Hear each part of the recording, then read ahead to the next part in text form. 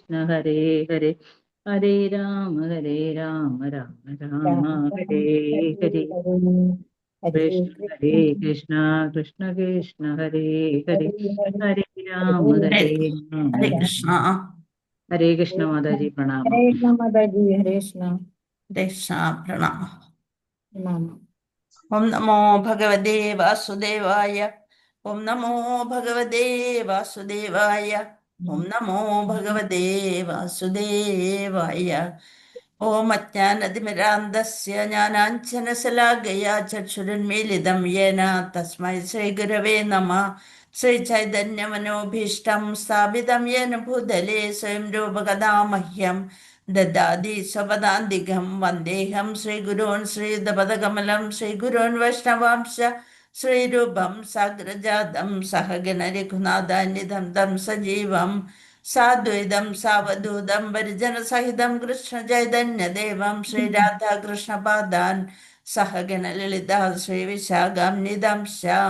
ഹേ കൃഷ്ണ കരുണ സിന്ധോ ദീനബന്ധോ ജഗത്പദേ ഗോപേശ ഗോപികാന്ത രാധാകാന്ത നമോസ്തുതേ. തപ്തകാഞ്ചന ഗൗരാംഗി രാധേ വൃന്ദാവനേശ്വരി വൃഷഭാനുസുതേ ദേവി പ്രണമാമി ഹരിപ്രിയേ. വാഞ്ചകൽപതരുഭ്യശ്ച കൃപാസിന്ധുഭ്യ ഏവ പതിതാനാം പാവനേഭ്യോ വൈഷ്ണവേഭ്യോ നമോ നമഃ. നമോ ഓം വിഷ്ണുപാദായ കൃഷ്ണപൃഷ്ഠായ ഭൂതലേ ശ്രീമതേ ജയപതാക സ്വാമിനിധി നാമിനെ നമാചാര്യപാദായ നിതായ കൃപാപ്രദായിനെ ഗൗരഗദാദാമദായ നഗരഗ്രാമധാരിണേ. നമോ ഓം വിഷ്ണുപാദായ കൃഷ്ണപൃഷ്ഠായ ഭൂതലേ ശ്രീമതേ ഭക്തിവേദാന്ത സ്വാമിനിധി നാമിനെ നമസ്തേ സരസ്വതേ ദേവേ ഗൗരവാണി പ്രചാരിണേ നിർവിശേഷ ശൂന്യവാദി പാശ്ചാത്യദേശധാരിണേ. ജയ ശ്രീകൃഷ്ണ ചൈതന്യ പ്രഭു നിത്യാനന്ദ ശ്രീ അദ്വൈത ഗദാധര ശ്രീവാസാദി ഗൗരഭക്തവൃന്ദ. ഹരേ കൃഷ്ണ കൃഷ്ണ കൃഷ്ണ ഹരേ ഹരേ ഹരേ രാമ രാമ രാമ ഹരേ ഹരേ.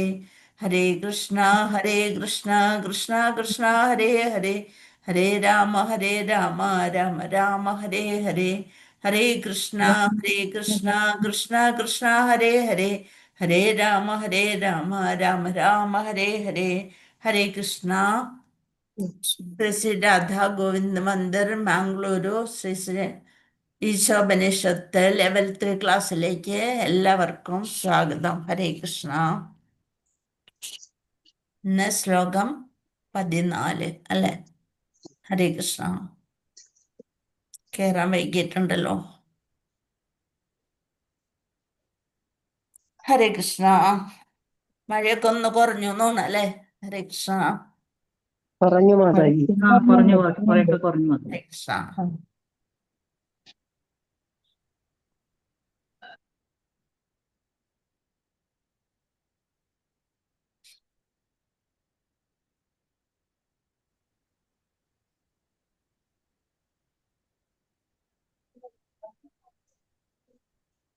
സുജിത മാതാജി കേറിയിട്ടുണ്ട് മാതാജി. ഹരേ കൃഷ്ണ. ഹരേ കൃഷ്ണ. അപ്പൊ 13ാമത്തെ ശ്ലോകത്തിലൂടെ നമ്മൾ എന്താണ് മനസ്സിലാക്കിയത്? ഹരേ കൃഷ്ണ.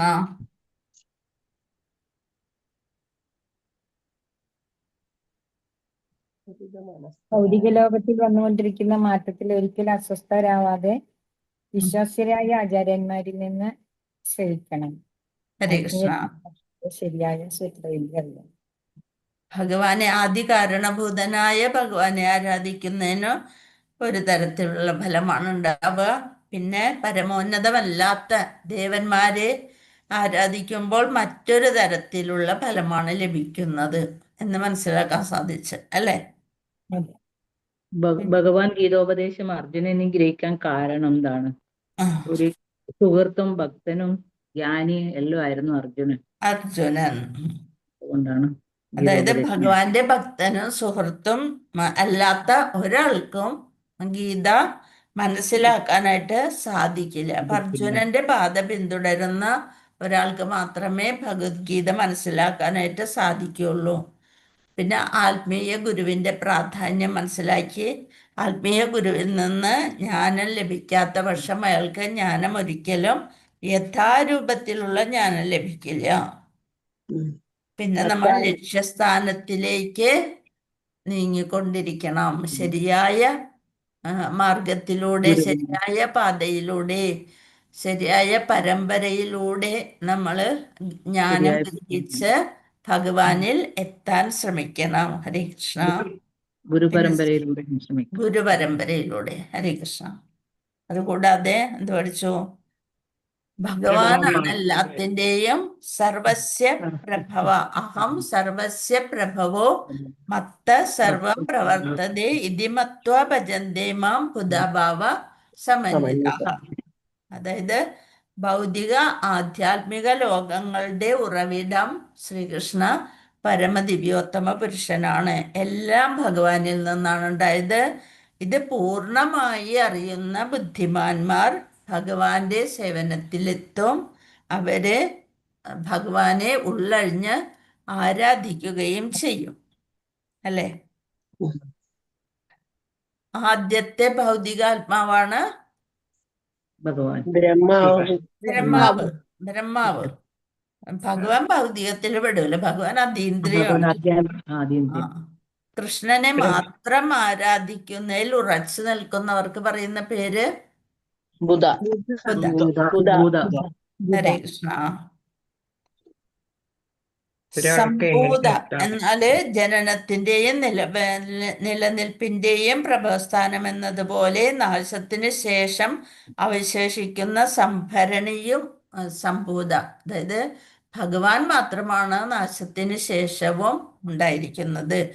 അതാണ് ജന്മാദി അസ്യ ജന്മാദ്യസ്യ യഥോന്നയാദിതരത ചാർത്തേഷഭിജ്ഞ സ്വരാട് തേനെ ബ്രഹ്മഹൃദായ ആദികവയെ മുഹ്യന്തിയ സൂരയ. അല്ലെ? തേജോ വാര്യമൃതാം യഥോ വിനിമയ എത്ര സർഗോ മൃഷ ധാംനാസ്വേന സദാ നിരസ്ത കുഹകം സത്യം പരം ധീമഹി. ഏതിലുള്ളതാണത്? ഭാഗവതം. ഭാഗവതത്തിലുള്ളത്. അല്ലെ? ജന്മാദ്യസ്യ. അപ്പൊ അഭിജ്ഞൻ എന്ന് വെച്ചാൽ എന്താണ്? പൂർണ്ണബോധവാൻ. അങ്ങനെ കുറെ നല്ല നല്ല വാക്കുകളൊക്കെ നമ്മൾ കഴിഞ്ഞ ശ്ലോകത്തിലൂടെ പഠിച്ചു. ഇനി ഇന്നത്തെ ശ്ലോകത്തിലൂടെ നോക്കാം നമുക്ക്. ഹരേ കൃഷ്ണ. ഓം നമോ ഭഗവതേ വാസുദേവായ. ഓം നമോ ഭഗവതേ വാസുദേവായ. ഓം നമോ ഭഗവതേ വാസുദേവായ. ഹരേ കൃഷ്ണ. പ്രണാമം മാതാജി. പ്രണാമം. ഹരേ കൃഷ്ണ. മന്ത്രം 14. സംഭൂതിം ച വിനാശം ച യസ്തദ്വേദോ ഭയം സഹ വിനാശേന മൃത്യും തീർത്വാ സംഭൂത്യാമൃതമശ്നുതേ. എളുപ്പമുള്ള ശ്ലോകമാണ്. സംഭൂതിം ച വിനാശം ച യസ്തദ്വേദോ ഭയം സഹ വിനാശേന മൃത്യും തീർത്വാ സംഭൂത്യാമൃത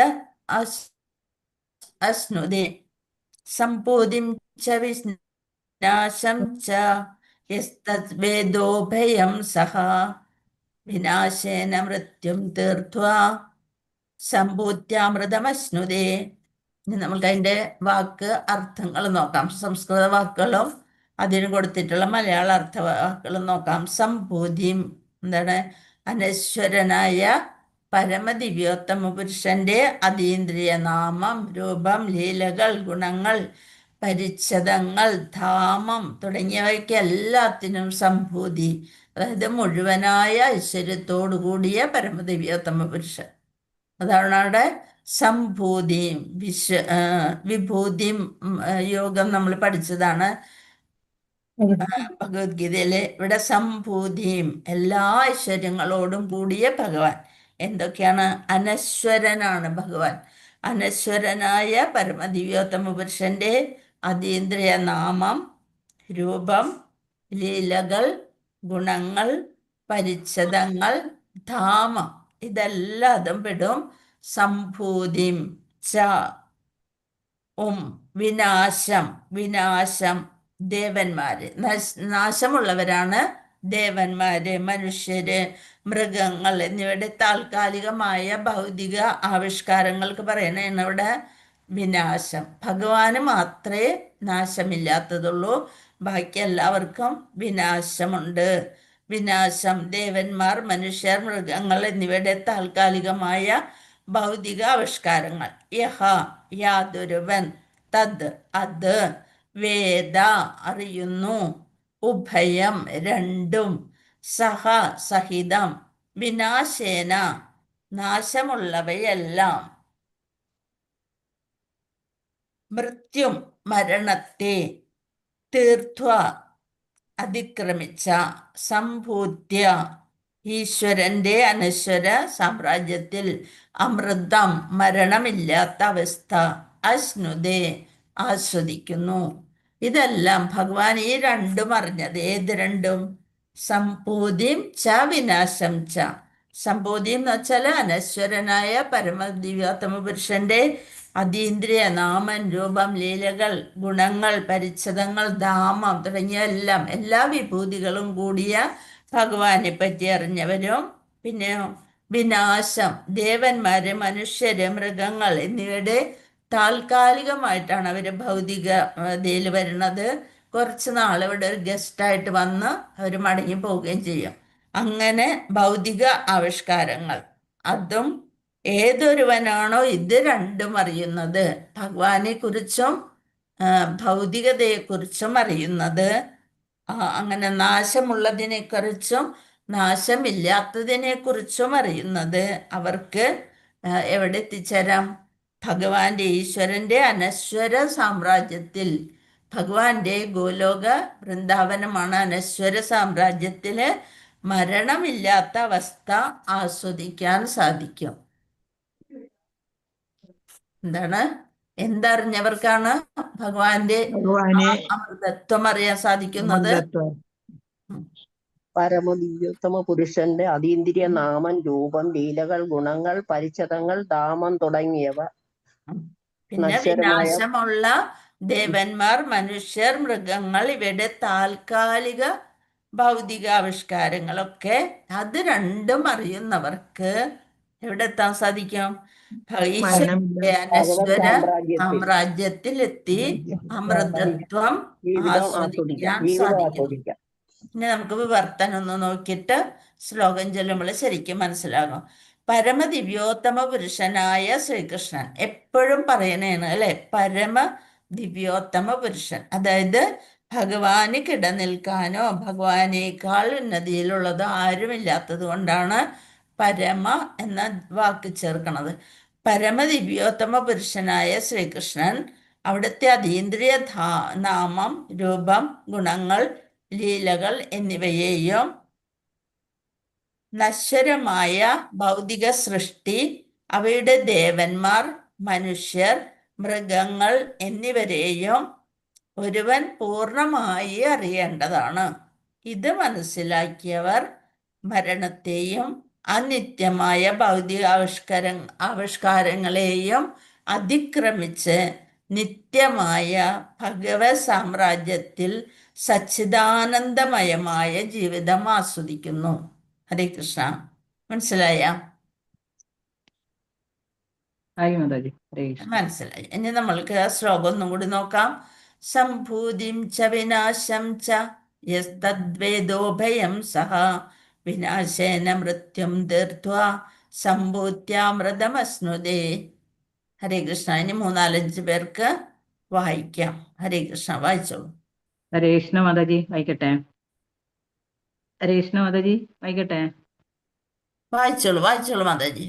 സംഭൂതിം ച വിനാശം ച യസ്തദ്വേദോ ഭയം സഹ വിനാശേന മൃത്യും തീർത്വാ സംഭൂത്യ അമൃതം അശ്നതേ.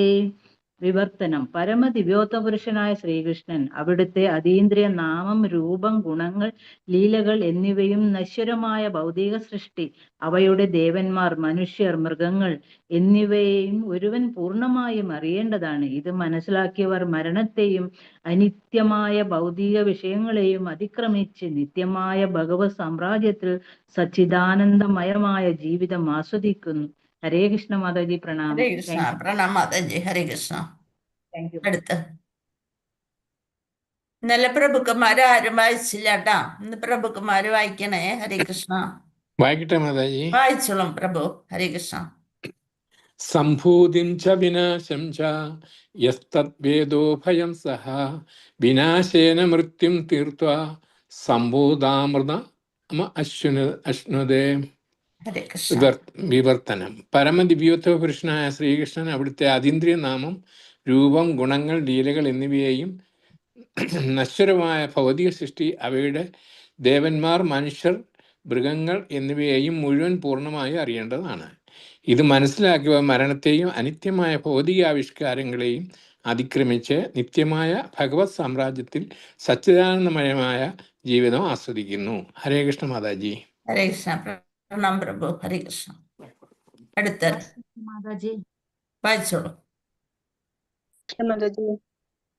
വായിച്ചു മാതാജി. ഹരേ കൃഷ്ണ. സംഭൂതിം ച വിനാശം ച യസ്തദ് വേദോഭയം സഹ വിനാശേന മൃത്യും തീർത്വാ സംഭൂത്യാമൃതമശ്നുതേ. വിവർത്തനം.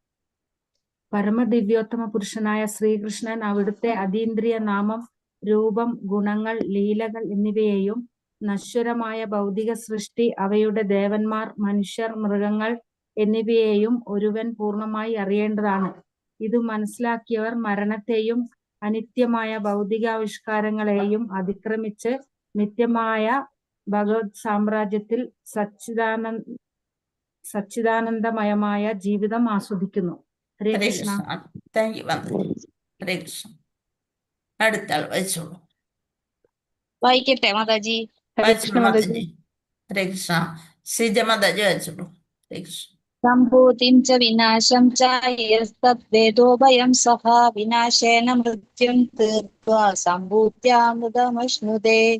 വിവർത്തനം. പരമദിവ്യോത്തമ പുരുഷനായ ശ്രീകൃഷ്ണൻ അവിടുത്തെ അതീന്ദ്രിയ നാമം, രൂപം, ഗുണങ്ങൾ, ലീലകൾ എന്നിവയെയും നശ്വരമായ ഭൗതിക സൃഷ്ടി, അവയുടെ ദേവന്മാർ, മനുഷ്യർ, മൃഗങ്ങൾ എന്നിവയെയും ഒരുവൻ പൂർണ്ണമായി അറിയേണ്ടതാണ്. ഇത് മനസ്സിലാക്കിയവർ മരണത്തെയും അനിത്യമായ ഭൗതികാവിഷ്കാരങ്ങളെയും അതിക്രമിച്ച് നിത്യമായ ഭഗവത് സാമ്രാജ്യത്തിൽ സച്ചിദാനന്ദമയമായ ജീവിതം ആസ്വദിക്കുന്നു. ഹരേ കൃഷ്ണ മാതാജി. പ്രണാമം. താങ്ക് യു മാതാജി. ഹരേ കൃഷ്ണ. പ്രണാമം. അടുത്ത ആള് വായിച്ചോട്ടെ മാതാജി. വായിച്ചോളൂ. സംഭൂതിം ച വിനാശം ച യസ്തദ്വേദോ ഭയം സഹ വിനാശേന മൃത്യും തീർത്വാ സംഭൂതാമൃതമശ്നുതേ. വിവർത്തനം. പരമദിവ്യോത്തമ പുരുഷനായ ശ്രീകൃഷ്ണൻ അവിടുത്തെ അതീന്ദ്രിയ നാമം, രൂപം, ഗുണങ്ങൾ, ലീലകൾ എന്നിവയെയും നശ്വരമായ ഭൗതിക സൃഷ്ടി, അവയുടെ ദേവന്മാർ, മനുഷ്യർ, മൃഗങ്ങൾ എന്നിവയെയും ഒരുവൻ പൂർണ്ണമായി അറിയേണ്ടതാണ്. ഇതു മനസ്സിലാക്കിയവർ മരണത്തെയും അനിത്യമായ ഭൗതികാവിഷ്കാരങ്ങളെയും അതിക്രമിച്ച് നിത്യമായ ഭഗവത് സാമ്രാജ്യത്തിൽ സച്ചിദാനന്ദമയമായ ജീവിതം ആസ്വദിക്കുന്നു. ഹരേ കൃഷ്ണ മാതാജി. ഹരേ കൃഷ്ണ. വായിക്കട്ടെ. ആ വായിച്ചോളൂ. ഹരേ കൃഷ്ണ മാതാജി. ഓം നമോ ഭഗവതേ വാസുദേവായ. സംഭൂതിം ച വിനാശം ച യസ്തദ്വേദോഭയം സഹ വിനാശേന മൃത്യും തീർത്വാ സംഭൃതാമൃതമശ്നുതേ. ഹരേ കൃഷ്ണ മാതാജി. വിവർത്തനം എഴുതിയ ശ്രീല പ്രഭുപാദ് മഹാരാജ് കി ജയ്. പരമദിവ്യോത്തമ പുരുഷനായ ശ്രീകൃഷ്ണൻ അവിടത്തെ അതീന്ദ്രിയ നാമം, രൂപം, ഗുണങ്ങൾ, ലീലകൾ എന്നിവയെയും നശ്വരമായ ഭൗതിക സൃഷ്ടി, അവയുടെ ദേവന്മാർ, മനുഷ്യർ, മൃഗങ്ങൾ എന്നിവയെയും ഒരുവൻ പൂർണ്ണമായി അറിയേണ്ടതാണ്. ഇത് മനസ്സിലാക്കിയവർ മരണത്തെയും അനിത്യമായ ഭൗതികാവിഷ്കാരങ്ങളെയും അതിക്രമിച്ച് നിത്യമായ ഭഗവത് സാമ്രാജ്യത്തിൽ സച്ചിദാനന്ദമയമായ ജീവിതം ആസ്വദിക്കുന്നു. ഹരേ കൃഷ്ണ മാതാജി. ഹരേ കൃഷ്ണ. താങ്ക് യു മാതാജി. ഹരേ കൃഷ്ണ. നമുക്ക് നോക്കാം. മന്ത്രം 14. സംഭൂതിം ച വിനാശം ച യസ്തദ്വേദോഭയം സഹ വിനാശേന മൃത്യും തീർത്വാ സംഭൂത്യാമൃതമശ്നുതേ. പരമദിവ്യോത്തമ പുരുഷനായ ശ്രീകൃഷ്ണൻ അവിടുത്തെ അതീന്ദ്രിയ നാമം, രൂപം, ഗുണങ്ങൾ, ലീലകൾ എന്നിവയെയും നശ്വരമായ ഭൗതിക സൃഷ്ടി, അവയുടെ ദേവന്മാർ, അപ്പൊ അതിൽ നിന്ന് തന്നെ അറിയാൻ പറ്റും ദേവന്മാരൊക്കെ നശ്വര സൃഷ്ടികളാണ്. ഭഗവാന്റെ ഭൗതിക സൃഷ്ടിയിൽ പെട്ടതാണ് ദേവന്മാരെല്ലാം. അവയുടെ മനുഷ്യ, മൃഗങ്ങൾ എന്നിവയെയും ഒരുവൻ പൂർണ്ണമായി അറിയേണ്ടതാണ്. ഇത് മനസ്സിലാക്കിയവർ മരണത്തെയും അനിത്യമായ ഭൗതികാവിഷ്കാരങ്ങളെയും അതിക്രമിച്ച് നിത്യമായ ഭഗവത് സാമ്രാജ്യത്തിൽ അവിടെ ചെന്നാൽ എങ്ങനെയുള്ള ജീവിതമായിരിക്കും? സച്ചിദാനന്ദമയമായ ജീവിതം ആസ്വദിക്കുന്നു. ഭാവാർത്ഥം ശ്രീല പ്രഭുപാദിക്ക് ജയ്. ജ്ഞാനത്തിന്റെ മുന്നേറ്റം എന്ന് വിളിക്കപ്പെടുന്ന പ്രതിഭാസത്താൽ മനുഷ്യ സംസ്കാരം, ശൂന്യാകാശ പേടകം, ആണവോർജം എന്നിവ ഉൾപ്പെട്ട നിരവധി പദാർത്ഥങ്ങൾ മനുഷ്യന്റെ ജ്ഞാനം കൊണ്ട്, സയൻസിലുള്ള ജ്ഞാനം കൊണ്ട് ഇതെല്ലാം കണ്ടുപിടിച്ച് ഗ്രഹങ്ങളിലൊക്കെ യാത്ര ചെയ്തിട്ടുണ്ട്. എങ്കിൽ കൂടി അവർക്ക് ജന്മ, മൃത്യു, ജര, വ്യാധി ഈ 4 അവസ്ഥകളെ അവർക്കും മാറ്റാൻ സാധിച്ചിട്ടില്ല. അവർക്കും ഏത് ശാസ്ത്രജ്ഞരായാലും ഏത് ഗ്രഹങ്ങളിലേക്ക് പോകാനുള്ള റോക്കറ്റും ഇതൊക്കെ ഉണ്ടാക്കിയവർക്കും പക്ഷേ ഈ 4 ഭൗതികമായ 4 കാര്യങ്ങൾ മാറ്റാൻ അവർക്ക് സാധിച്ചിട്ടില്ല. ഏതൊക്കെയാണ്? ജന്മ, മൃത്യു, ജര, വ്യാധി. അത് ഈ അവസ്ഥ സംജാതമാക്കാൻ അവർക്ക് കഴിയുന്നില്ല. ബുദ്ധിമാനായ ഒരു വ്യക്തി ഈ പ്രശ്നം ശാസ്ത്രജ്ഞന്മാരുടെ മുന്നിൽ അവതരിക്കുമ്പോൾ ഭൗതിക ശാസ്ത്രം പുരോഗമിക്കുകയാണെന്നും അന്തിമമായി മനുഷ്യനെ അവർ പറയും ഇങ്ങനെയൊക്കെ, ശാസ്ത്രം പുരോഗമിച്ചുകൊണ്ടേയിരിക്കുകയാണ്, അവസാനം നമ്മൾക്ക് ഇതെല്ലാം മരണവും വാർദ്ധക്യവും വ്യാധിയും ഒക്കെ മോചിപ്പിക്കാൻ ഒക്കെ സാധിക്കുമെന്നൊക്കെ ശാസ്ത്രജ്ഞന്മാര് പ്രതിവചിക്കുന്നു. പക്ഷേ അവർക്ക് അറിയില്ല തൊട്ടടുത്ത നിമിഷം ആരാണ് ഈ പ്രപഞ്ചത്തിൽ നിന്ന് വിട്ടുപോകുന്നത്. മരണം എല്ലാവരുടെയും കൂടെയുണ്ട്. മർത്യൻ എന്ന് വെച്ചാൽ മരണം എന്ന് തന്നെയാണ് അർത്ഥം. ഒരാൾ ജനിച്ചാൽ മരണം നിശ്ചയമാണ്. അത് മാറ്റിവെക്കാൻ ആർക്കും സാധിക്കില്ല. ഈ ശാസ്ത്രജ്ഞന്മാർക്ക് പോലും ശാസ്ത്ര കണ്ടുപിടുത്തങ്ങളിലൂടെ ഇതിനൊരു മരുന്ന് ലഭിച്ചിട്ടില്ല. അപ്പൊ ജനനം, വളർച്ച, നിലനിൽപ്പ് ഇതെല്ലാം പ്രകൃതി നിയമങ്ങൾക്ക് അധീനമാണ്. ജനനം, വളർച്ച, നിലനിൽപ്പ്, ഉൽപാദനം, ക്ഷയം, ഒടുവിൽ മരണം. ഈ 6 പരിവർത്തന ഘട്ടങ്ങളിലൂടെയായിട്ട് ഏതൊരു വസ്തുവിനും കടന്നു പോകേണ്ടതുണ്ട്. എന്താണ്? ജനിച്ചാല് പിന്നെ അവർ വളർന്നു കഴിഞ്ഞ് കുറച്ച് നാൾ ഇവിടെ ഈ ഭൗതികതയിൽ ഉണ്ടാവും. അത് കഴിഞ്ഞതിന് ശേഷം അവരുടേതായ പരമ്പരയിലൂടെ മക്കളെയും ഒക്കെ ഉണ്ടാക്കാനുള്ള കഴിവ് അതും ഭഗവാൻ കൊടുത്തിട്ടുണ്ട്. പിന്നെ അതെല്ലാം ഉണ്ടാക്കിയതൊക്കെ ചിലപ്പോൾ ക്ഷയിക്കും. അത് കഴിഞ്ഞതിന് ശേഷം അവർ ഈ ഭൂലോകത്തിൽ നിന്ന് തന്നെ നമ്മളെല്ലാം മാറിപ്പോകും. അതാണ് ഒടുവിൽ മരണം. ഇത് ആണ് 6 പരിവർത്തന ഘട്ടങ്ങൾ. ഈ 6 പരിവർത്തന നിയമങ്ങൾ ഒഴിവാക്കാൻ ഒരു ശാസ്ത്രജ്ഞന്മാർക്കും സാധിച്ചിട്ടില്ല. അതുകൊണ്ട് ഒരാളും ദേവനായാലും മനുഷ്യനായാലും മൃഗമായാലും മരമായാലും ഭൗതിക ലോകത്തിൽ എല്ലാ കാലവും നിലനിൽക്കില്ല. ഇതിനെല്ലാത്തിനും നാശമുണ്ട്. ഏതാണെങ്കിലും, ദേവന്മാരാണെങ്കിലും മനുഷ്യരാണെങ്കിലും മൃഗമാണെങ്കിലും മരമാണെങ്കിലും ഈ ഭൗതിക ലോകത്തിൽ അവയെല്ലാം നശ്വരമാണ്. ഇനി വർഗത്തിനനുസരിച്ച് ജീവിത ദൈർഘ്യം വ്യത്യാസപ്പെടുന്നു. ഇപ്പൊ ദേവന്മാരൊക്കെ കുറേ ആയുസ് കൂടുതലാണ് അവർക്ക്, അല്ലെ? ഭൗതിക പ്രപഞ്ചത്തിലെ മുഖ്യ സത്തയാണ്, ഏറ്റവും പ്രധാനപ്പെട്ട മുഖ്യാത്മാവാണ് ബ്രഹ്മാവ്. ബ്രഹ്മാവിന് വർഷങ്ങൾ, ലക്ഷക്കണക്കിന് വർഷങ്ങളാണ് ആയുസ്. അതേസമയം ഒരു സൂക്ഷ്മ പ്രാണിയാണെന്നുണ്ടെങ്കിൽ ഒരു നിമിഷം അല്ലെ ഏതാനും മണിക്കൂർ മാത്രമൊക്കെയാണ് അവരുടെ ജീവിത അല്ലെ ആയുർ ദൈർഘ്യം.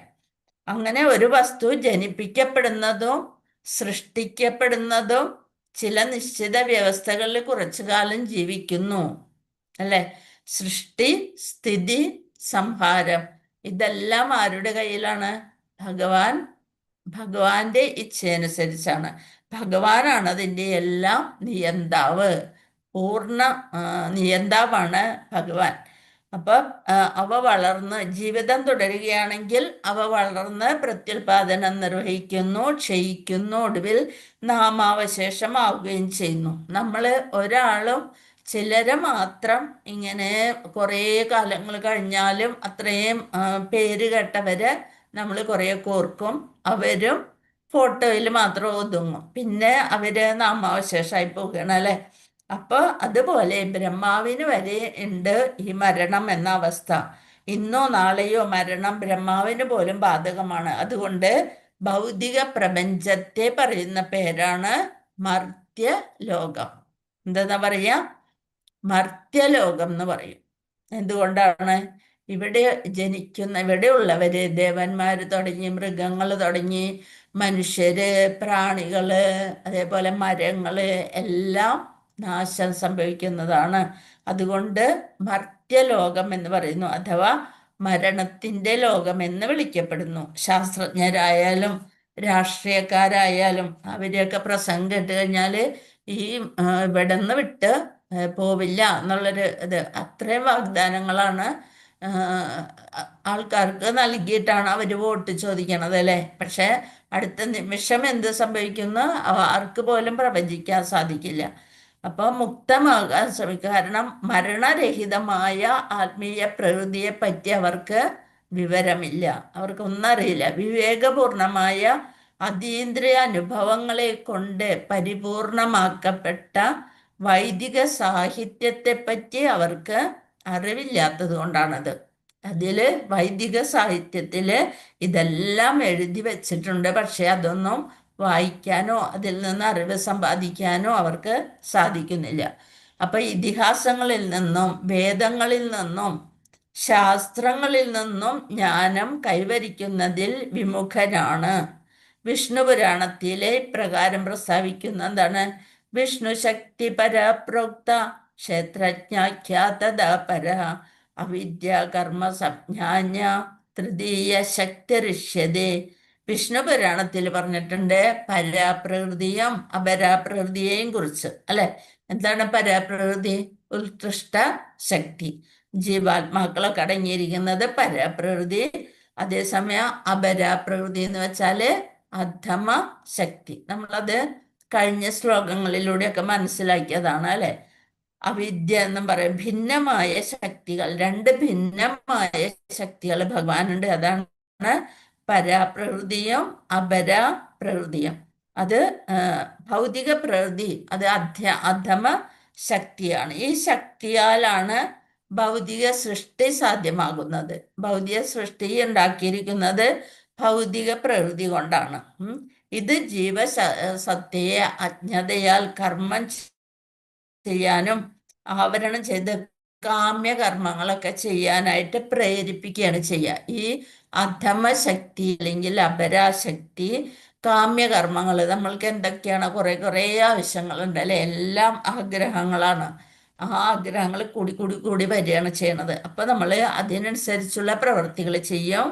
വീണ്ടും നമ്മൾ ഓരോ ഭൗതികതയിൽ കുടുങ്ങി പോകും. അപ്പം മറ്റൊരു വൈഭവമുണ്ട്. താണതരം വീര്യത്തിൽ നിന്നും ജീവസത്തകളിൽ നിന്നും വ്യത്യസ്തമാണ്. ആ ഉയർന്ന ശക്തിയാണ് ശാശ്വതവും മരണരഹിതവുമായ ഭഗവദ്ധാമം. ഭഗവദ്ധാമത്തിൽ പോയി കഴിഞ്ഞാൽ പിന്നെ നമ്മൾക്ക് ഈ ജനന മരണചക്രത്തിൽ പെടേണ്ട ആവശ്യമില്ല. അത് മനസ്സിലാക്കി കഴിഞ്ഞാൽ മാത്രം, വേദങ്ങളിലൂടെ ഈ ശാസ്ത്രമൊക്കെ നമ്മൾ മനസ്സിലാക്കി കഴിഞ്ഞാലാണ് നമ്മൾക്ക് ഇതെല്ലാം മനസ്സിലാവുക. ഇത് കഴിഞ്ഞ ക്ലാസ്സിൽ നമ്മൾ ഈ ചിത്രം കണ്ടതാണല്ലേ. കൃഷ്ണന്റെ ഭൗതിക സൃഷ്ടിയും അറിയേണ്ടത് പ്രധാനമായിരിക്കുന്നത് എന്തുകൊണ്ട്? അതറിഞ്ഞാൽ മാത്രമാണ് നമ്മൾക്ക് ഈ ഭൗതിക സൃഷ്ടിയിൽ നിന്ന് രക്ഷപ്പെടണം. വേദങ്ങളാണ് ഇതിൻ്റെ ഇലകള്. ആ വേദങ്ങളൊക്കെ അറിഞ്ഞാല് നമ്മൾക്കും അതിനുള്ള ജ്ഞാനം ലഭിക്കും. അങ്ങനെ ഇതല്ല യാഥാർത്ഥ്യം. യഥാർത്ഥമായിട്ട് നമ്മൾ എന്തിൽ നിന്നാണ്? പൂർണ്ണമിതം പൂർണ്ണാത് പൂർണ്ണമുദച്യതേ പൂർണ്ണസ്യ പൂർണ്ണമാദായ പൂർണ്ണമേവാവശിഷ്യതേ. അങ്ങനെയുള്ള ഭഗവാൻ ശ്രീകൃഷ്ണന്റെ ലോകത്തിലെത്താൻ നമുക്ക് സാധിക്കണം എന്നുണ്ടെങ്കിൽ ഈ കെട്ടുപാടുകളിൽ നിന്ന് നമ്മൾ മോചിതരായി തീർന്നേ മതിയാകും. ഭൗതിക ബന്ധനമാണ് ഇവിടെ കാണിച്ചിരിക്കുന്നത്. ആ കാമ്യകർമ്മങ്ങൾ കൂടുന്തോറും ഈ ബന്ധനങ്ങൾ കൂടിക്കൊണ്ടേയിരിക്കും. അതിൽ നിന്ന് ഒരു വിരക്തി വന്നു കഴിയുമ്പോൾ നമ്മൾ ഇതെല്ലാം ശക്തമായ ആയുധം കൊണ്ട്, വിരക്തിയാകുന്ന ആയുധം കൊണ്ട് വെട്ടി ഈ കൊമ്പും ചില്ലകളൊക്കെ വറുത്ത് പോരുമ്പോൾ നമ്മൾ ബ്രഹ്മലോകത്തിലെത്തും. ബ്രഹ്മലോകത്തിൽ നിന്ന് പിന്നെ ഗോലോക വൃന്ദാവനത്തിലെ ഭഗവാന്റെ സേവയ്ക്കായി എത്തും. ഹരേ കൃഷ്ണ. പരസ്തമസ്തു ഭവോ അന്യോ വ്യക്തോ വ്യക്താ സനാതന യാസാ സർവേഷു ഭൂതേഷു നശ്യസ്തു ന വിനശ്യതി. പരസ്തസ്മസ്തു ഭവോന്യോ വ്യക്തോ അവ്യക്ത സനാതന. ഭഗവത്ഗീതയിൽ സ്ഥിരീകരിച്ചിരിക്കുകയാണ്. യാസ സർവേഷു ഭൂതേഷു നശ്യസ്തു ന വിനശ്യതി. ഊർധ്വലോകങ്ങൾ, മധ്യലോകങ്ങൾ, അധോലോകങ്ങൾ തുടങ്ങി സൂര്യൻ, ചന്ദ്രൻ, ശുക്രൻ എന്നിവ ഉൾപ്പെടുന്ന എല്ലാ ഗ്രഹങ്ങളും പ്രപഞ്ചത്തിലുടനീളം വ്യാപിച്ചു കിടക്കണം. നമ്മൾക്ക് ഇവിടെ മാത്രമേ അറിയാൻ കഴിയുന്നുള്ളൂ. പക്ഷെ പ്രപഞ്ചത്തിലുടനീളം ഈ ഓരോരോ ലോകങ്ങളുണ്ട്. ഈ ഗ്രഹങ്ങൾ നിലനിൽക്കുന്നു. അപ്പൊ ബ്രഹ്മാവിന്റെ ജീവിതകാലത്തിലാണ് ഇതെല്ലാതും നിലനിൽക്കുന്നത്. ചില താണതരം ഗ്രഹങ്ങൾ ബ്രഹ്മാവിന്റെ ഒരു ദിനത്തിന്റെ അന്ത്യത്തിൽ തന്നെ വിനാശമടയുകയും ബ്രഹ്മാവിന്റെ അടുത്ത ദിനത്തിൽ വീണ്ടും സൃഷ്ടിക്കപ്പെടുകയും ചെയ്യുന്നു. പല ഉന്നത ഗ്രഹങ്ങളിലും നമ്മുടെ ഒരു വർഷം എന്നാൽ 24 മണിക്കൂർ അഥവാ ഒരു ദിനരാത്രത്തിന് തുല്യമാണ്. അപ്പൊ ചില ഗ്രഹങ്ങളിൽ വളരെ കുറവാണ് അവിടുത്തെ ആയുർദൈർഘ്യം. പക്ഷേ സത്യയുഗം, ത്രേതായുഗം, ദ്വാപരയുഗം, കലിയുഗം, അതായിരുന്നു നമ്മുടെ 4 യുഗം. നമ്മളിപ്പോഴത്തെ കലിയുഗത്തിലാണ് ജീവിക്കുന്നത്. 12,000 വർഷമാണ്. അങ്ങനെയുള്ള കാലയളവിനെ 1000 കൊണ്ട് ഗുണിക്കുമ്പോൾ ബ്രഹ്മാവിന്റെ ഒരു പകലായിട്ട് മാറുന്നു. ബ്രഹ്മാവിന്റെ ഒരു പകൽ എന്ന് പറഞ്ഞാൽ 432 കോടി വർഷമാണ് ബ്രഹ്മാവിന്റെ ഒരു പകല്. അപ്പോൾ മാസങ്ങളും വർഷങ്ങളുമായി സഞ്ചരിക്കുകയോടെ ബ്രഹ്മാവ് അത്തരം 100 വർഷം ജീവിക്കുകയും ചെയ്യുന്നു. ബ്രഹ്മാവിന്റെ ജീവിത അന്ത്യത്തിലാണ് പ്രപഞ്ചാവിഷ്കാരം മുഴുവനും വിനാശമടഞ്ഞ് ഭഗവാനിൽ ലയിച്ചു തീരുന്നു. അപ്പൊ ബ്രഹ്മാവിന്റെ ഒരു പകലെന്ന് വെച്ചാല് 12,000 വർഷമാണ്. കലിയുഗം, അതായത് ചതുർയുഗങ്ങൾ. ഉന്നത ഗ്രഹങ്ങളിലെ സമയവ്യവസ്ഥ അനുസരിച്ച് ഭൂമിയിലെ ചതുർയുഗങ്ങൾ, സത്യയുഗം, ത്രേതായുഗം, ദ്വാപരയുഗം, കലിയുഗം, അത് 12,000 വർഷമാണ്. അങ്ങനെയുള്ള കാലയളവിനെ 1000 കൊണ്ട് ഗുണിക്കുമ്പോൾ ബ്രഹ്മാവിന്റെ ഒരു പകലേ ആവണുള്ളൂ. അത്രയും ആയുർദൈർഘ്യം ബ്രഹ്മാവിനുണ്ട്. അതുപോലെ തന്നെയാണ് ബ്രഹ്മാവിന്റെ രാത്രിയും അത്ര തന്നെ വരുന്നു. അങ്ങനെ ദിനരാത്രങ്ങളും മാസങ്ങളും വർഷങ്ങളും ഒക്കെ സഞ്ചരിച്ച് ബ്രഹ്മാവിന് അതിൻ്റെ ആയുസ് ഒടുങ്ങുമ്പോൾ ഈ പ്രപഞ്ച സൃഷ്ടികളെല്ലാതും നാശിച്ച് പ്രപഞ്ചാവിഷ്കാരം മുഴുവൻ അടയുന്നു. ഭഗവാനിൽ തന്നെ ചേരുന്നു. അപ്പോൾ ഉയർന്ന ലോകത്തിലെ സൂര്യനിലും ചന്ദ്രനിലും മറ്റും കഴിയുന്ന ജീവജാലങ്ങളും, അതേപോലെ ഭൂമിയിലെ മർത്യലോകത്തിൽ കഴിയുന്നവരും അധോലോകങ്ങളിൽ കഴിയുന്നവരും എല്ലാം ബ്രഹ്മാവിന്റെ രാത്രി സമയത്തെ പ്രളയ ജലത്തിൽ ആഴുന്നു. ആധ്യാത്മികമായിട്ട് നിലനിൽപ്പ് തുടരുന്നുവെങ്കിലും ഈ കാലയളവിൽ ഒരു ജീവിവർഗമോ ജീവജാലങ്ങളോ ഒന്നും പ്രത്യക്ഷപ്പെടുന്നില്ല. ബ്രഹ്മാവിന്റെ രാത്രി വരുമ്പോ ഇവിടെ പ്രളയം അനുഭവപ്പെടും. അപ്പൊ എല്ലാ ജീവജാലങ്ങളും അതിൽ അങ്ങനെ നിലനിൽപ്പ് പ്രളയ ജലത്തിൽ ആണ്ടുപോവുകയാണ് ചെയ്യണം. അങ്ങനെ ബ്രഹ്മാവിന്റെ ജീവിത അന്ത്യത്തിലാണ് പ്രപഞ്ച സർഗങ്ങളെല്ലാം നാശമടയുന്നു, അപ്രകടിതമായി തീരുന്നു. ഈ 2 അപ്രകടിത വ്യവസ്ഥകൾക്ക് അതീതമായി മറ്റൊരു അപ്രകടിത അവസ്ഥ, അതായത് ആധ്യാത്മിക പ്രകൃതി ഉണ്ട്. ഈ അന്തരീക്ഷത്തിലാണ് നിരവധി ആധ്യാത്മിക ഗ്രഹങ്ങളുണ്ട്. ബ്രഹ്മാവിന്റെ ജീവിത അന്ത്യത്തിൽ ഭൗതിക പ്രപഞ്ചത്തിലുള്ള ഗ്രഹങ്ങളെല്ലാം വിലയം പ്രാപിച്ച് ഈ സ്ഥിതിയിലും ഈ ഗ്രഹങ്ങൾ ശാശ്വതമായി നിലകൊള്ളുന്നു. ഇത് ആധ്യാത്മിക ലോകത്തിലുള്ള ഗ്രഹങ്ങളൊക്കെ ശാശ്വതമായിട്ട് നിലകൊള്ളുന്നു. അവിടെ ഈ വിനാശമൊന്നും സംഭവിക്കുന്നില്ല. വിവിധ ബ്രഹ്മാത്മാക്കളുടെ, നമ്മൾ ഒരു ബ്രഹ്മാവിനെ മാത്രമേ നമ്മൾക്ക് അറിയുള്ളൂ, അതായത് ചതുർമുഖനായ ബ്രഹ്മാവ്, അല്ലെ, 4 തലയുള്ള ബ്രഹ്മാവ്. പക്ഷേ കുറേ അധികം ബ്രഹ്മാക്കളുണ്ട്. പണ്ട് നമ്മുടെ ബ്രഹ്മാവ് ഭഗവാനെ കാണാനായിട്ട് ഭഗവാന്റെ അടുത്ത് ചെന്നപ്പോൾ അവിടെ ദ്വാരപാലകന്മാർ വന്ന് ചോദിച്ച് ഏത് ബ്രഹ്മാവാണ് എന്ന് ചോദിച്ച് പറഞ്ഞ ബ്രഹ്മാവിന്റെ വിചാരം ബ്രഹ്മാവ് മാത്രമേ ഉള്ളൂ എന്നാണ്. അപ്പോൾ ഏത് ചതുർഭുജനാണോ അല്ല 8 തലയുള്ളതാണോ എന്നൊക്കെയാണ് ചോദിക്കണത്. അപ്പോഴാണ് ബ്രഹ്മാവിന് മനസ്സിലായത് പല ലോകങ്ങളുണ്ട്, അവിടെയൊക്കെ പല ബ്രഹ്മാക്കളുണ്ടെന്ന്.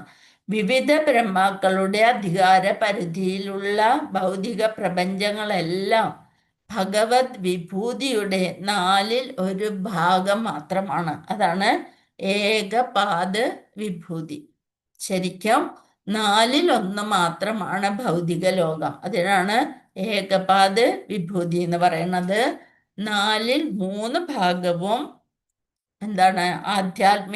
ആത്മീയ പ്രകൃതിയാണ്. അതിനാണ് ത്രിപാദ വിഭൂതി. ഇതെല്ലാം ഭാഗവതത്തില് വിശദമായിട്ട് പറയുന്നുണ്ട്. നമ്മുടെ ഭഗവത്ഗീതയിൽ കുറച്ചായിട്ട് പറഞ്ഞിട്ടുള്ളൂ, പക്ഷെ ഭാഗവതത്തിൽ വിശദമായിട്ട് പറഞ്ഞിട്ടുണ്ട്, അല്ലെ. ബ്രഹ്മാവിന്റെ അധികാര പരിധിക്ക് അപ്പുറമാണ് ഈ ഉത്കൃഷ്ട ശക്തിയായ അഥവാ പരാപ്രകൃതി. ബ്രഹ്മാവിന്റെ അധികാര പരിധിക്ക് അപ്പുറമുള്ളതാണ് ഉത്കൃഷ്ട ശക്തി അഥവാ പരാപ്രകൃതി. അപ്പൊ ആധ്യാത്മിക പ്രകൃതിയിൽ അധിവസിക്കുന്നത് പരമദിവ്യോത്തമ പുരുഷനായ ശ്രീകൃഷ്ണൻ ആണ്. ഭഗവത്ഗീതയിലെ 8ാമത്തെ അധ്യായത്തിലെ 22ാമത്തെ ശ്ലോകത്തില് ഉറപ്പിച്ചു പറയുന്നത് പോലെ അവിടത്തെ സമീപിക്കണമെങ്കിൽ കലർപ്പില്ലാത്ത ഭക്തിയുത സേവനം കൊണ്ടല്ലാതെ ജ്ഞാനം, യോഗം, കർമ്മം എന്നിവയിലൊന്നും സാധ്യമല്ല. കർമ്മികൾ, കാമ്യകർമ്മങ്ങൾ ചെയ്യുന്നവർ ഏത് ലോകത്തിലെത്തും? സൂര്യൻ, ചന്ദ്രൻ എന്നിവർ ഉൾപ്പെടുന്ന സ്വർഗലോകം പ്രാപ്തിയിലേക്ക് എത്തും. ജ്ഞാനികളും യോഗികളും ഇതിനേക്കാൾ ഉത്കൃഷ്ട ലോകങ്ങളാണ്. പിന്നെ മഹർലോകം, തപോലോകം, ബ്രഹ്മലോകം. അപ്പൊ മഹർലോകം, തപോലോകം, ബ്രഹ്മലോകം ഒക്കെ നമ്മള് ഭഗവത്ഗീതയില് 14 ലോകങ്ങളെ പറ്റി പഠിച്ചതാണ്. അപ്പൊ അവിടേക്ക് ഉയർത്തപ്പെടും. അപ്പൊ നല്ലവണ്ണം പുണ്യമൊക്കെ ചെയ്ത് പുണ്യം കിട്ടണം എന്നൊക്കെയുള്ളവര് ഓരോരോ ദേവന്മാരെ പ്രാർത്ഥിച്ച് ആ ലോകങ്ങളിലേക്കൊക്കെ ഉയർത്തപ്പെടും. അവർ ഭക്തിയുത സേവനത്തിലൂടെ വീണ്ടും യോഗ്യത നേടിക്കഴിയുമ്പോൾ പ്രകാശമാനമായ ആത്മീയ വിഹായസിലോ ബ്രഹ്മജ്യോതിയില് അങ്ങനെ വൈകുണ്ഠ ലോകങ്ങളിലോ ഓരോ വ്യക്തിയുടെ യോഗ്യതയ്ക്കനുസരിച്ച് പ്രവേശിക്കാനായിട്ട് ഭഗവാൻ അനുവദിക്കുന്നു. ഭക്തിയുത സേവനത്തിൽ പരിശീലനം കൂടാതെ യാതൊരാൾക്കും ആധ്യാത്മിക ലോകമായ വൈകുണ്ഠത്തിൽ പ്രവേശിക്കാൻ കഴിയില്ല. ആർക്ക് മാത്രമാണ് വൈകുണ്ഠത്തിലേക്ക് പ്രവേശനമുള്ളത്? ഭക്തന്മാർക്ക് മാത്രം. ഭക്തിയുത സേവനം ചെയ്യുന്നവർക്ക് മാത്രമാണ് വൈകുണ്ഠ ലോകത്തെ പ്രവേശിക്കാൻ സാധിക്കുന്നത്. അപ്പൊ ഭൗതിക ഗ്രഹങ്ങളെ ബ്രഹ്മാവ് മുതൽ ഉറുമ്പ് വരെയുള്ള ജീവസത്തകൾ ഈ എല്ലാവർക്കും ആധിപത്യം സ്ഥാപിക്കാൻ സാധിക്കുന്നു. ഇതിനാണ് എന്ത് പറയണേ? ഭവരോഗം. എന്താ പറയും? ഭവരോഗം എന്ന് പറയും. ഉറുമ്പ് വരെയുള്ള ജീവസത്തകൾ ഭൗതിക പ്രകൃതിക്ക് മേല് അവര് ആധിപത്യം. ശരിക്കും ഒരു രോഗമാണ്, അല്ലെ? അവർക്ക് കാമ്യകർമ്മങ്ങൾ ചെയ്ത് ഒരു രോഗിയായി തീരുകയാണ്. അത് ഭവരോഗം എന്ന് പറയുന്നു. ഈ ഭവരോഗം നിലനിൽക്കുന്ന കാലത്തോളം ജീവജാലങ്ങൾക്ക് ദേഹാന്തര പ്രാപ്തി അനുഭവിക്കേണ്ടി വരുന്നു. അവർക്ക് ഓരോരോ ആഗ്രഹങ്ങൾ തീരുന്നത് വരെ അവർ ജന്മം എടുത്തുകൊണ്ടേയിരിക്കും. ദേഹാന്തര പ്രാപ്തി. അങ്ങനെ മരണസമയത്ത് എന്താണോ അവർ ആഗ്രഹിക്കുന്നത് അതിനനുസരിച്ചായിരിക്കും അവർക്ക് അടുത്ത ജന്മം ലഭിക്കുക. അങ്ങനെ ആഗ്രഹങ്ങൾ ഒന്നുമില്ലാത്ത അവസ്ഥ വന്ന് ഭക്തിയോഗത്തിലൂടെ ഭഗവാൻ മാത്രം മതി എന്നുള്ളൊരു ഇത് വരുമ്പോൾ നമ്മുടെ ഭവരോഗം മാറും. ആ രോഗം മാറുമ്പോഴാണ് നമ്മൾ ശരിയായിട്ടുള്ള ഭഗവാനിലേക്ക് എത്തിപ്പെടാനായിട്ട് നമുക്ക് സാധിക്കുന്നത്. അപ്പോൾ ഒരു മനുഷ്യൻ്റെയോ മൃഗത്തിൻ്റെയോ ഏത് രൂപമായാലും ബ്രഹ്മാവിൻ്റെ രാത്രിയിലും ബ്രഹ്മാവിൻ്റെ ജീവിത അന്ത്യത്തിലുള്ള 2 പ്രളയകാലത്തും ആ ജീവനെ പ്രകടമല്ലാത്ത ഭാവത്തിൽ വർത്തിക്കേണ്ടി വരുന്നു. നമ്മുടെ സംസാര ചക്രത്തിന് വിരാമം ഇടണമെങ്കിൽ ഇത് നിർത്തണം. അല്ലെ ഈ ഭവരോഗത്തിൽ നിന്ന് രക്ഷപ്പെടണം, ഭവസാഗരത്തിൽ നിന്ന് രക്ഷപ്പെടണമെങ്കിൽ നമ്മൾ എന്ത് ചെയ്യണം? ഭഗവാനെ പ്രാപിക്കാനായിട്ട് ശ്രമിക്കണം. നമ്മൾക്ക് വിരക്തി വരണം, കാമ്യകർമ്മങ്ങളൊന്നും ചെയ്യാതിരിക്കണം, നമുക്ക് ആഗ്രഹങ്ങളൊന്നും ഇല്ലാത്ത ഒരവസ്ഥയിലേക്ക് നമ്മൾ ഉയരാൻ നോക്കണം.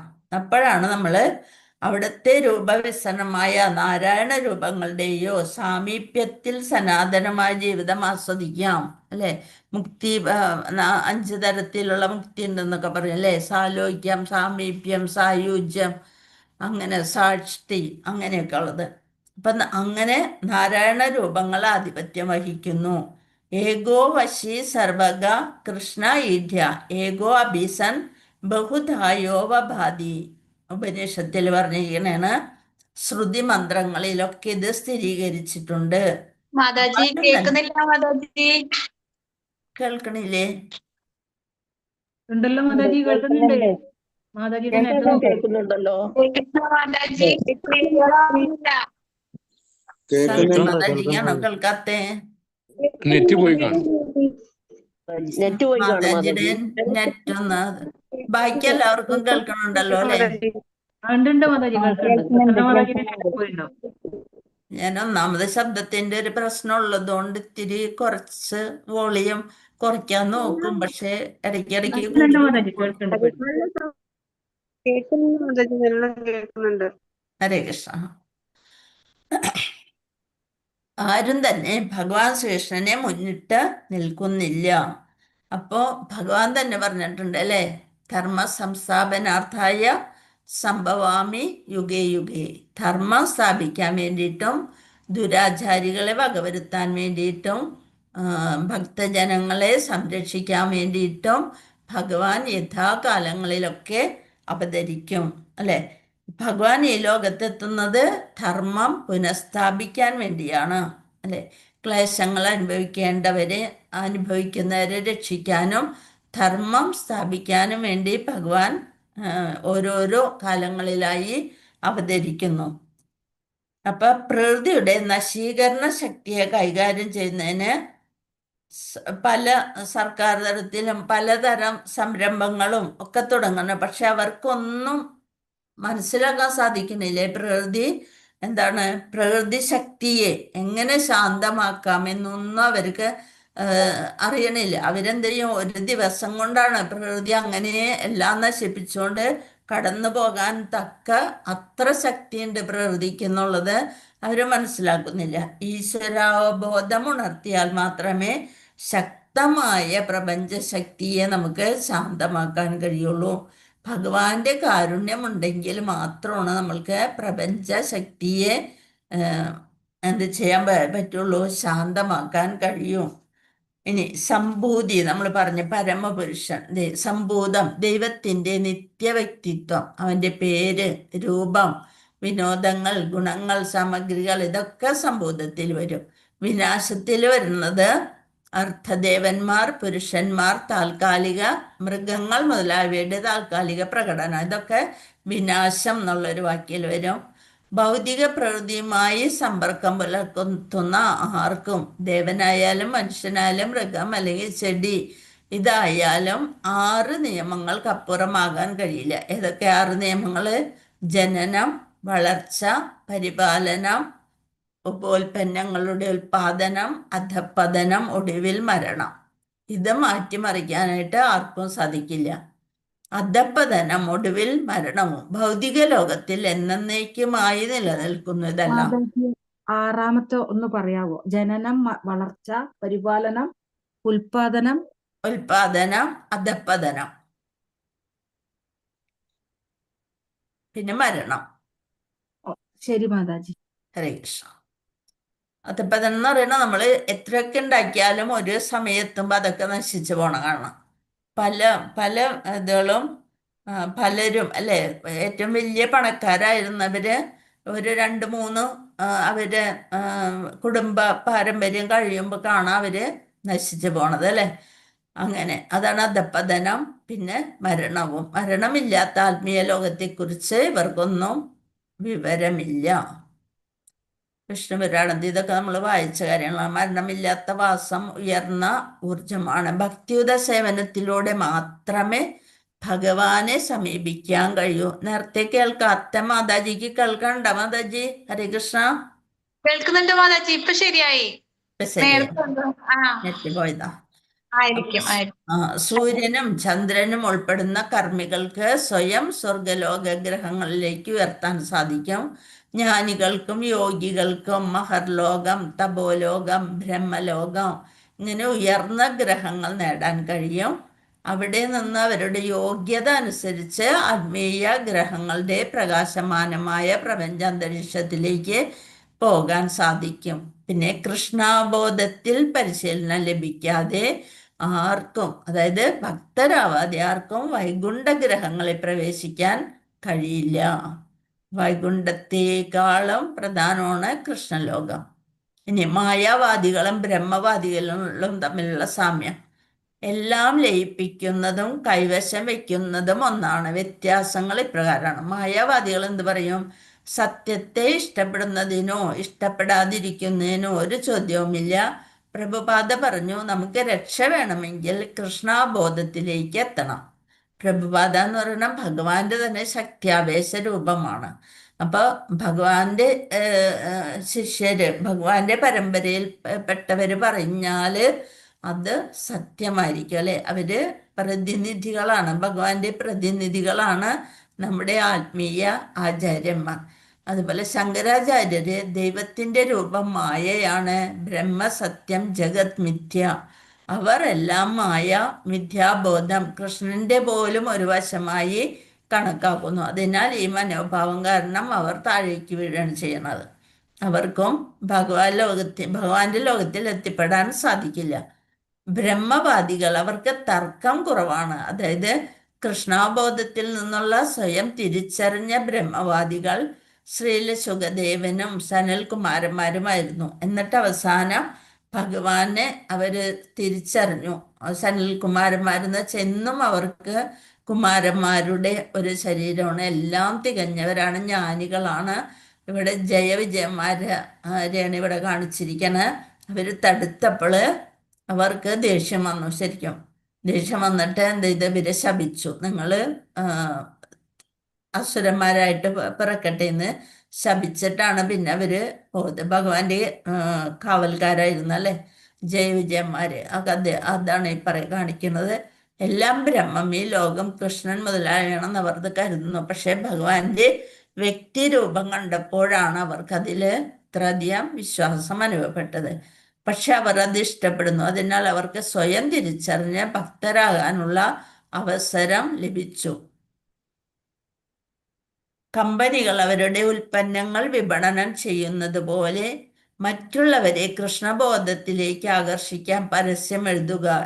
ചിന്താശേഷിയായ ബുദ്ധിമാനായ ആളുകൾക്ക് ഇത് ആകർഷകമാക്കാൻ ശ്രമിക്കുക. നമ്മൾ എന്തായാലും എന്താണ് ചെയ്യേണ്ടത്?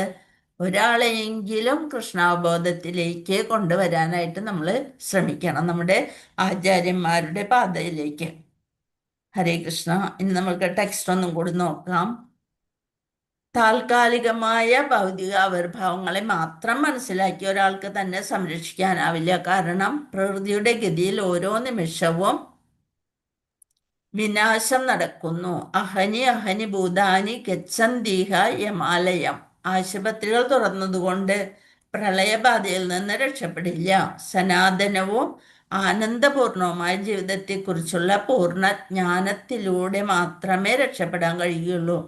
വൈദികമായ പദ്ധതി മുഴുവൻ മനുഷ്യനെ നിത്യജീവിതം നേടുന്നതിനുള്ള കല പഠിപ്പിക്കാൻ വേണ്ടിയുള്ളതാണ്. ഇന്ദ്രിയ സുഖ സംതൃപ്തിയുടെ അടിസ്ഥാനത്തിലുള്ള താൽക്കാലിക ഭോഗങ്ങളിൽ ജനങ്ങൾ വഴിമാറിപ്പോകുന്നു. അതുകൊണ്ട് നമ്മെയും സഹജീവികളെയും നേർവഴിയിലേക്ക് നമുക്ക് രക്ഷപ്പെടുത്തേണ്ടതുണ്ട്. അതിനാണ് ശ്രീല പ്രഭുപാദര് ഇസ്കോൺ സ്ഥാപിച്ചത്. ഇപ്പം എല്ലായിടത്തും ഉണ്ട് അല്ലേ, ഇസ്കോണിൻ്റെ പ്രവർത്തനങ്ങൾ നന്നായിട്ട് നടന്നു പോരുന്നുണ്ട്. എല്ലാവരെയും കൃഷ്ണാബോധത്തിലേക്ക് എത്തിക്കുക എന്നതാണ് ശ്രീല പ്രഭുപാദരുടെ ഒരു ദൗത്യം. അദ്ദേഹത്തിൻ്റെ ശിഷ്യന്മാരിത് തുടർന്നുകൊണ്ടേ പോകുന്നു. തുടർച്ചയായ ജനന മരണങ്ങളിൽ നിന്ന് രക്ഷപ്പെടണമെന്നുണ്ടെങ്കിൽ എന്ത് വേണം? ഈശ്വരനുമായുള്ള ഭക്തിയുത സേവനം നാം ചെയ്യേണ്ടതുണ്ട്. അവിടെ പൊരുത്തപ്പെടലിന് സ്ഥാനമില്ല. കാരണം ഇതൊരു ആവശ്യമാണ്, നമ്മളുടെ ഒരു ആവശ്യമാണ്. ഭഗവാനുമായിട്ടുള്ള ബന്ധം സ്ഥാപിക്കുക, ഭഗവാനുമായുള്ള ബന്ധം സ്ഥാപിക്കുക എന്നുള്ളത്, അത് പ്രേമ ഭക്തിയുത സേവനത്തിലൂടെ. അപ്പൊ സംഭൂതിയും വിനാശവും ശരിയായി മനസ്സിലാക്കണമെന്നാണ് ഈ ശ്ലോകത്തിലൂടെ നമ്മളെ പഠിപ്പിക്കുന്നത്. സംഭൂതിയും വിനാശവും പ്രപഞ്ചശക്തിയെ ശാന്തമാക്കാൻ അതിന് മാത്രം സംഭൂതി, പരപ്രകൃതി, അപരപ്രകൃതി ഇവ വിശദീകരിക്കുക. സംഭൂതി, പരപ്രകൃതി, അപരപ്രകൃതി നമ്മൾ കണ്ടാണല്ലേ. പരപ്രകൃതി എന്ന് വെച്ചാൽ ഉത്കൃഷ്ടശക്തി, അപരപ്രകൃതി നശ്വരമായ ശക്തി. പിന്നെ സംഭൂതി എന്ന് വെച്ചാൽ ആദ്യത്തെ തന്നെ അർത്ഥത്തിൽ വരുന്നത് സംഭൂതി. ഹരേ കൃഷ്ണ ഹരേ കൃഷ്ണ കൃഷ്ണ കൃഷ്ണ ഹരേ ഹരേ, ഹരേ രാമ രാമ രാമ ഹരേ ഹരേ. സംഭൂതിം എന്താണ്? അനശ്വരനായ പരമദിവ്യോത്തമ പുരുഷന്റെ അതീന്ദ്രിയമായ നാമം, രൂപം, ലീലകൾ, ഗുണങ്ങൾ, പരിച്ഛദങ്ങൾ, ധാമം, ഇതിനെ എല്ലാത്തിനെയും കൂടി പറയുന്ന പേരാണ് സംഭൂതി. പരപ്രകൃതി എന്താ പറഞ്ഞത്? പറഞ്ഞ എല്ലാരും? പരപ്രകൃതി കൃഷ്ണശക്തി, ഉത്കൃഷ്ടശക്തി. പിന്നെയോ പരാപ്രകൃതിയോ? ഭൗതിക ഭൗതികമായിട്ടുള്ള ഭഗവത്ഗീതയിലെ 4-1 ഭാഗം, ഏകപാർട്ടിഭൂതി. പിന്നെ അതാണ് ഇതിലെ ചോദ്യങ്ങൾ. ഇനി നമ്മളുടെ ചോദ്യങ്ങൾ നോക്കാം. ഹരേ കൃഷ്ണ ഹരേ കൃഷ്ണ ഹരേ കൃഷ്ണ കൃഷ്ണ കൃഷ്ണ ഹരേ ഹരേ. ചോദ്യങ്ങൾ എഴുതി തന്നിട്ടുണ്ടായിരുന്നില്ലേ? അപ്പൊ അതൊന്ന് നോക്കാം. ആർക്കാണ് നിത്യമായ ഭഗവത് സാമ്രാജ്യത്തിൽ സച്ചിദാനന്ദമയമായ ആസ്വദിക്കാൻ സാധിക്കുന്നത്? ആർക്കാണ് നിത്യമായ ഭഗവത് സാമ്രാജ്യത്തിൽ സച്ചിദാനന്ദമായ ജീവിതം ആസ്വദിക്കാൻ സാധിക്കുന്നത്? പരമദിവ്യോത്തമ ശ്രീകൃഷ്ണൻ, അവിടുത്തെ അതീന്ദ്രിയ നാമം, രൂപം, ഗുണങ്ങൾ, ലീലകൾ എന്നിവയെയും നശ്വരമായ ഭൗതിക സൃഷ്ടി, അവയുടെ ദേവന്മാർ, മനുഷ്യർ, മൃഗങ്ങൾ എന്നിവയെയും ഒരുവൻ പൂർണ്ണമായി അറിയേണ്ടതാണ്. ഇത് മനസ്സിലാക്കിയവർ മരണത്തെയും അനിത്യമായ ഭൗതിക ആവിഷ്കാരങ്ങളെയും അതിക്രമിച്ച് നിത്യമായ ഭഗവത് സാമ്രാജ്യത്തിൽ സച്ചിദാനന്ദമായ ജീവിതം ആസ്വദിക്കുന്നു. ഹരേ കൃഷ്ണ. താങ്ക് യു മാതാജി. ഹരേ കൃഷ്ണ, പ്രണാമം. ഹരേ കൃഷ്ണ. ശരിയാണ്. ഭൗതിക പ്രപഞ്ചത്തെ മർത്യലോകം എന്ന് പറയാൻ കാരണം എന്ത്? ഇനി വേറൊരാൾ പറയേ, എന്തുകൊണ്ടാണ് ഭൗതിക പ്രപഞ്ചത്തെ മർത്യലോകം എന്ന് പറയുന്നത്? ഭൗതിക പ്രപഞ്ചത്തിലെ ഒരാൾക്കും ശാശ്വതമായി നിലനിൽപ്പില്ല.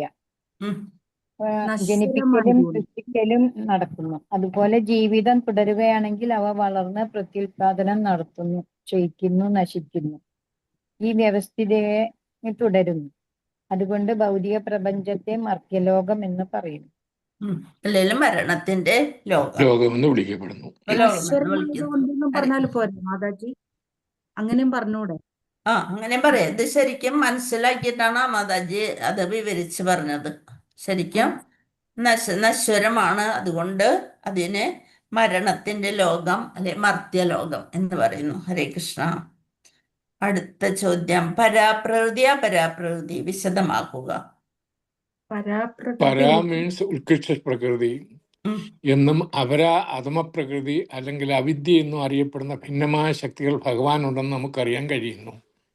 ജീവസത്തകൾ ഉത്കൃഷ്ട ശക്തിയാണ്. നാം ഇപ്പോൾ കുരുങ്ങിക്കഴിയുന്ന ഭൗതിക പ്രകൃതി അധമശക്തിയാണ്. ഈ ശക്തിയിലാണ് ഭൗതിക സൃഷ്ടി സാധ്യമാകുന്നത്. ഇത് ജീവസത്തയെ അജ്ഞതയാൽ ആവരണം ചെയ്ത കാമ്യകർമ്മങ്ങൾ ചെയ്യാൻ പ്രേരിപ്പിക്കുന്നു. എന്നാൽ പരാപ്രകൃതി എന്നറിയപ്പെടുന്ന മറ്റൊരു ദൈവമുണ്ട്, മറ്റൊരു വൈഭവമുണ്ട്. ഇത് ഭൗതികമായ താണതരം വീര്യത്തിൽ നിന്നും ജീവസത്തുകളിൽ നിന്നും വ്യത്യസ്തമാണ്. ആ ഉയർന്ന ശക്തിയാണ് ശാശ്വതവും മരണരഹിതവുമായ ഭഗവത് നാമം. ഇത് ഭഗവത്ഗീത ഇപ്രകാരം സ്ഥിരീകരിച്ചിരിക്കുന്നു. ഇത്ര മതി പ്രഭു. ഹരേ കൃഷ്ണ.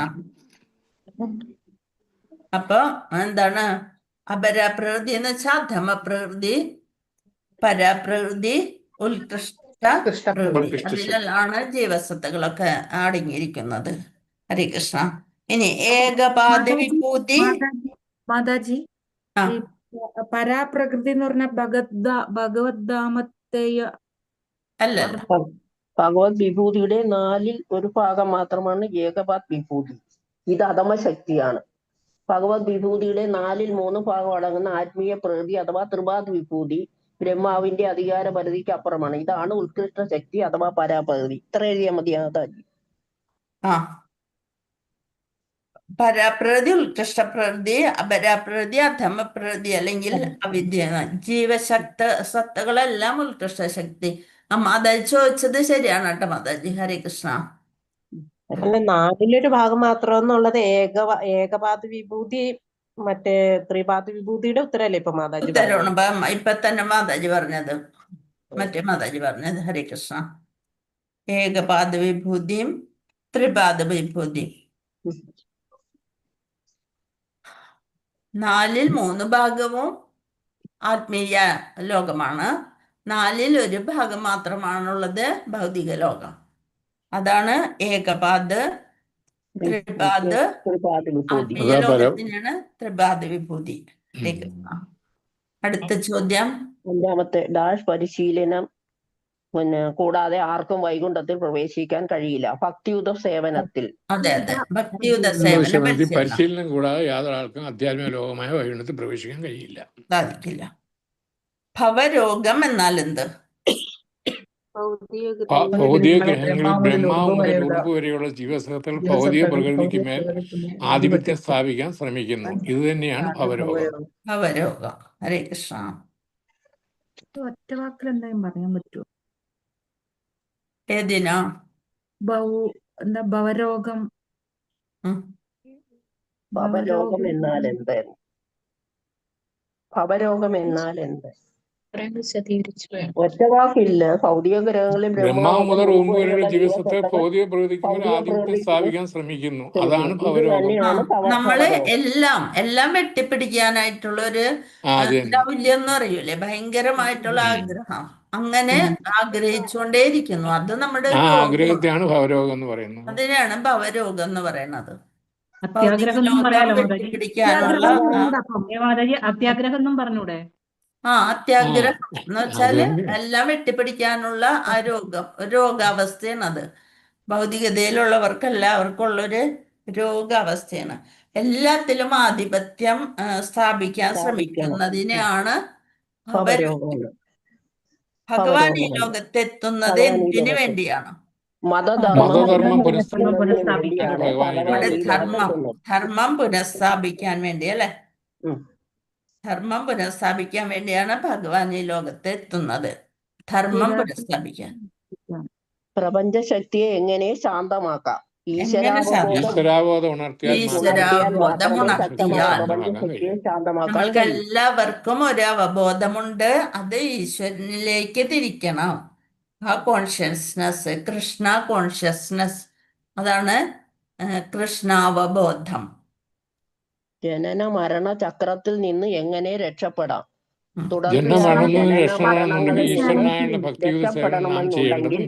ഈശ്വരനായുള്ള ഭക്തിയുത സേവനം നാം ചെയ്യേണ്ടതുണ്ട്. അതെ, ഈശ്വരനുമായുള്ള ഭക്തിയുത സേവനം ചെയ്താൽ മാത്രമാണ് നമുക്ക് ഈ ജനന മരണ ചക്രത്തിൽ നിന്ന് രക്ഷപ്പെടാൻ സാധിക്കുന്നത്. അർത്ഥം പറയുക. സമ്പൂത്യ. അനശ്വരനായ പരമദിവ്യത്വ പുരുഷന്റെ അതീന്ദ്രിയ നാമം, രൂപം, ലീലകൾ, ഗുണങ്ങൾ, പരിച്ഛദങ്ങൾ, ധാമം തുടങ്ങിയവ. അതല്ല, സംഭൂതിയായ ഇത് ഈശ്വരന്റെ അനശ്വരമായ അനശ്വരമായ സാമ്രാജ്യം. സാമ്രാജ്യത്തിൽ അല്ല, സംഭൂതി എന്ന് ഈശ്വരന്റെ വെച്ചാൽ അനശ്വരനായ അനശ്വരം. പരമദിവ്യത്വ പുരുഷന്റെ അല്ല, അതീന്ദ്രിയ നാമം. രണ്ട് വാക്കുണ്ട്. രണ്ടു വാക്കുണ്ട് പ്രഭു. ഒന്ന് അതുണ്ടല്ലേ? സംഭൂതി, സംഭൂതി, മറ്റേ സമ്പൂത്യ. ഈശ്വരന്റെ അനശ്വര അനശ്വര സാമ്രാജ്യത്തിൽ സാമ്രാജ്യത്തിൽ അശ്നുതേ ആസ്വദിക്കുന്നു. ആസ്വദിക്കുന്നു. ഹരേ കൃഷ്ണ. ഹരേ കൃഷ്ണ മാതാജി. ഇപ്പൊ വളരെ ശ്രദ്ധിച്ചൊക്കെ എല്ലാരും ഇരിക്കാണ്ട് ക്വസ്റ്റ്യൻ ആൻസർ ഒക്കെ നോക്കി വെക്കണം.